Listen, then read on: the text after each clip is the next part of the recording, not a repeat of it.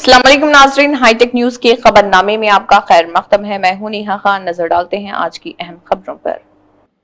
Jubilee hills assembly हल्के के ज़मीनी इंतखाब के पेश नज़र इंतखाबी ज़ाब्ते अखलाक को सख्ती से नाफिज किया जा रहा है और इस ज़िमन में कई अहम हिदायत पर भी अमल किया जा रहा और साथ ही शहर हैदराबाद में पुलिस की जानिब से व्हीकल चेकिंग भी की जा रही, आने जाने वाली गाड़ियों के तलाशी ली जा रही और स्पेशल ड्राइव चलाया जा रहा, उनके दस्तावेज़ात की भी जांच की जा रही।